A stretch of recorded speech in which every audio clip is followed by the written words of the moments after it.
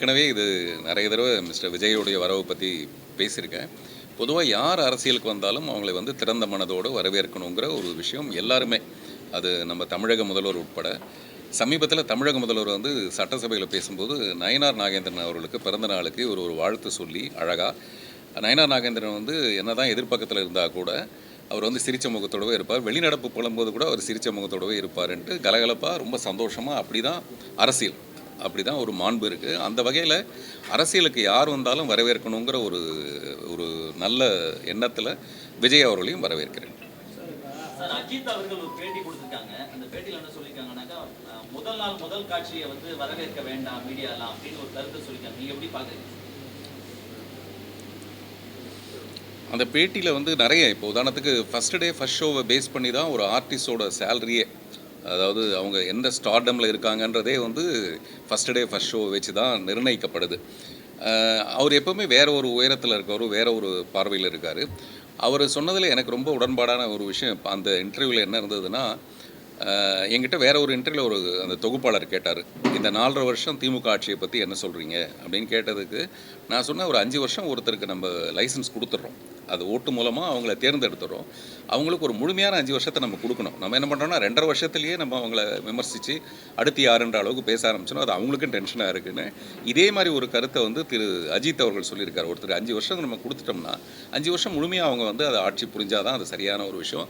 அதில் நமக்கு உடன்பாடு இல்லை, நமக்கு கோபம் இருக்குன்னா மறுபடியும் ஒரு எலெக்ஷன் வரப்போகுது, அதில் ஓட்டு போடும்போது நம்மளுடைய கோபத்தையோ அல்லது நம்மளுடைய அன்பையோ அதில் காட்டிக்கலான்னு அந்த விஷயம் எனக்கு ரொம்ப பிடிச்சிருந்தது. அவர் சொல்கிறதுக்கு ரொம்ப முக்கியமான காரணம் இந்த first day first show, theatre சீட்டை கிழிக்கிறது, அபிஷேகன்ற பேரில், இதெல்லாம் வந்து இந்த ஸ்டாம்பீட்டுக்கு அப்புறமேல அந்த மாதிரியான மறுபடியும் தொடர வேணாங்கிற ஒரு நல்ல எண்ணத்தில் சொல்கிறது. அப்புறம் எல்லா பார்வைக்கும் ஒரு மரியாதை இருக்குது, ஒரு மிஸ்டர் அஜித் சொல்கிறதுக்கும் ஒரு மரியாதை இருக்குது, ஒவ்வொருத்தருக்கும் ஒரு மரியாதை இருக்குது, அதனால் அது அவருடைய பார்வை.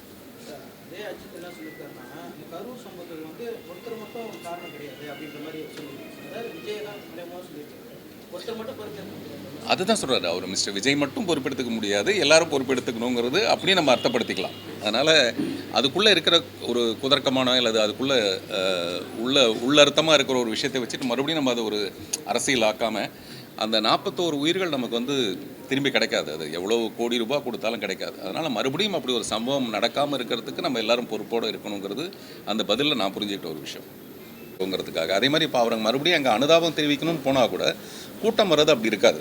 அதனால் இதுதான் சரி, அது தப்புன்ற ஒரு விஷயம் இல்லை, அவருக்கு அது சரின்னு படுது, அவர் அதை பண்ணுறாரு, அதனால் அந்த குடும்பங்கள் மகிழ்ச்சியாக இருக்காங்க, அவ்வளோதான் நமக்கு வேண்டியது.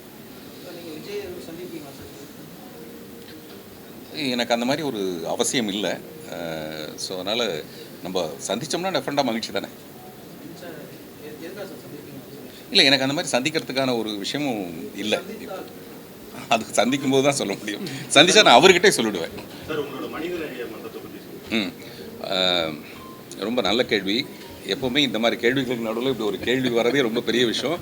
அதை ஆரம்பித்து வச்ச திரு சிவா அவர்களுக்கு தான் நம்ம நன்றி சொல்லணும். 1989 ஏப்ரல் 13 நான் ரோட்டில் ஒரு நடவாசியாக இருந்தேன். ஏப்ரல் 15ஆம் தேதி அதே மாதத்தில் நான் காரில் போயிட்டு இருந்தேன். இடையில ஒரே ஒரு நாள் ஏப்ரல் 14 என்னுடைய புதிய பாதை வெளியான நாள். அந்த ஒரு நாளில் திடீர்னு இந்த சமூகத்தின் மூலமாக எனக்கு ஒரு பெரிய வாழ்க்கை, இன்றைக்கி நான் போட்டிருக்க ட்ரெஸ்ஸிலேருந்து நான் வர கார்லேருந்து எல்லாமே இந்த சமூகம் தான் எனக்கு கொடுத்தது. அப்பா அம்மா வந்து எனக்கு படிப்பை கொடுத்தாங்க, பட் இந்த சமூகம் எனக்கு இவ்வளோ பெரிய அந்தஸ்தை கொடுத்துருக்கு. அப்பா அம்மாவுக்கு செய்கிற மாதிரி இந்த சமூகத்துக்கு நான் ஏதாவது நல்லது செய்யணும்னு துவங்கப்பட்டது தான் அந்த பார்த்திபன் மனிதநேய மன்றம். அதில் என்னுடைய வருமானத்தில் மேக்ஸிமம் எவ்வளோ செலவு பண்ண முடியுமோ நான் அதில் பண்ணிகிட்ருக்கேன். ஏன்னா நான் நிறைய கோடிகளை பார்த்துட்டேன். பணம் தான் வாழ்க்கையோட, பணத்தை விட பெரிய விஷயம் வந்து உலகத்தில் நிறைய இருக்குது, ஆனால் அது எல்லாத்தையும் பணத்தால் தான் வாங்க முடியும். அப்படிப்பட்ட இந்த பணமயமான இந்த உலகத்தில் மனிதநேயங்கிறது வந்து ரொம்ப குறைஞ்சிருக்கு. அதனால் அந்த மனிதநேயத்தை வளர்க்குறதுக்கான ஒரு விஷயம் தான் பார்த்திபன் மனிதநேய மன்றம். நான் ரொம்ப கர்வமான ஒரு மனிதன் எப்படி சொல்வேன்னா, அந்த மாதிரி ஒரு நல்ல காரியங்கள் நான் பண்ணிகிட்ருக்கேன். பண்ணுறதுக்கு எனக்கு நிறைய வாய்ப்பு கிடச்சிருக்கு. இன்னும் நான் நிறைய சினிமா நடித்து நிறைய பணம் வந்து அதன் மூலமாக இன்னும் நான் நல்ல மனிதனாக இருக்கிறதுக்கு விரும்புகிறேன். சார், தமிழுக்கு எப்பவுமே நீங்கள் முக்கியத்துவம் கொடுப்பீங்க. இப்போ வர படங்கள்லாம் எப்படி தமிழ் படங்கள் தானே தலைப்பை சொல்கிறீங்களா? அது வந்து காலத்துக்கு மாறிக்கிட்டே இருக்குங்க. நம்ம வந்து இப்போ டியூடுன்னு ஒரு படம் வந்திருக்கு, அது சம்மந்தமான நிறைய விமர்சனங்கள்லாம் இருக்குது. ஆனால் இது காலத்தோட மாற்றம், அது நம்ம ஒன்றுமே செய்ய முடியாது. அதனால் எல்லாத்தையும் வரவேற்கணும், அவ்வளோதான். தமிழ்நாட்டில் இருக்கும்போது, தமிழ் தான் என்னுடைய பிழப்பாக இருக்கும்போது, தமிழை நான் அழகாக பேசுகிறதும் தமிழை வளர்க்குறதுக்கு நம்மளால் முடிஞ்ச ஒரு சின்ன சின்ன விஷயம் நம்ம செய்கிறது ரொம்ப அவசியமான ஒரு விஷயம். அது என்னுடைய பார்வை. பார்த்தேங்க, நல்லா இருந்தது, ரொம்ப எமோஷ்னலாக கனெக்ட் ஆகிருந்தது. நன்றி.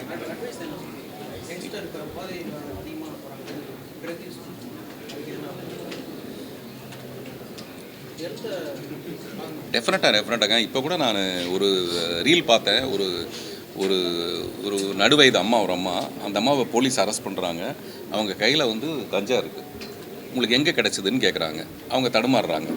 ஸோ இந்த போதை பழக்கம் வந்து சமூகத்தில் மிகப்பெரிய ஒரு பாதிப்பை ஏற்படுத்தியிருக்கு. டெஃபினட்டாக அதை மீள்றதுக்கு நம்ம எல்லாம் மீடியாலாம் உட்பட சேர்ந்து நம்ம ஏதாவது நல்ல விஷயங்கள் செய்யணும். நன்றி. அப்கமிங் ப்ராஜெக்ட்ஸ் இப்போ நான் வந்து மிஸ்டர் பவன் கல்யாணோட ஒரு தெலுங்கு படம் நடிச்சிருக்கேன். பகத் உஸ்தாத்னு ஒரு படம், மலையாளத்தில் ஒரு படம், கன்னடத்தில் ஒரு படம் நடிச்சிருக்கேன். நான் டைரக்ட் பண்ணுற படம் நான் தான் சிஎம் 26 ஆன்வர்ட்ஸ் அப்படின்னு சொல்லிட்டு ஒரு படம் நான் ஒன்று துவங்கியிருக்கேன். அது ரிலீஸ் பண்ணால் ஏப்ரலுக்குள்ளே ரிலீஸ் பண்ணோம், இந்த எலெக்ஷனுக்குள்ளே. அதுக்கான அந்த அவசரகதியான ஒரு போராட்டம் இருக்குது.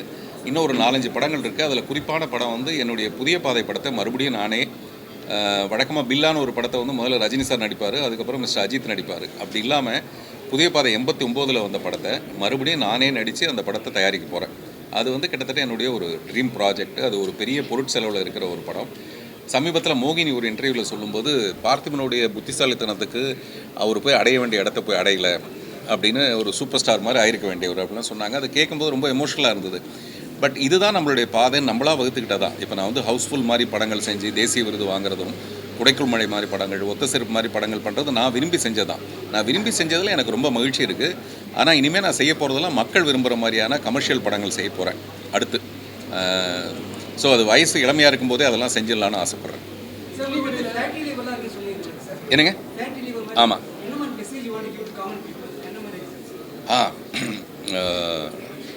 இல்லை, எனக்கு டெஸ்ட் பண்ணி பார்த்ததில் ஒன்று பிபி இருக்குது, இன்னொன்று ஃபேட்டி லிவர் இருக்குது. அதை தவிர சுகர் கிடையாது. இப்போ கூட நான் காஃபி சாப்பிடும்போது நிறைய சுகர் போட்டு சாப்பிட்டேன். ஏன்னா சுகர் இல்லை உடம்புல. ஒரே ஒரு நோய் இருந்ததுனாவே நம்மளுடைய அமைதியெல்லாம் வீணாக போயிடும். இப்போ அந்த ஃபேட்டி லிவருங்கிறது எனக்கு வயிற்றில் இல்லை, அது மண்டைக்கு வந்துடுது. அது ஏன்டா அது நமக்கு அப்படி இருக்குது, முதல்ல நம்ம அதுலேருந்து எப்படி வெளியில் வர்றதுங்கிறது இது எல்லா மக்களுக்கும் இருக்கிற ஒரு பிரச்சனை தான். அதுக்கு சில ஒழுங்கான கட்டுப்பாடான உணவு முறையிலிருந்து எல்லாமே தேவைப்படும். அதையும் மீறி நமக்கு அது வரும்போது இப்படிப்பட்ட டாக்டர்ஸ் நமக்கு இருக்காங்க. ஸோ நம்ம இந்த ஃபெசிலிட்டியை சரியாக பயன்படுத்திக்கணும். சரிங்களா? நன்றி.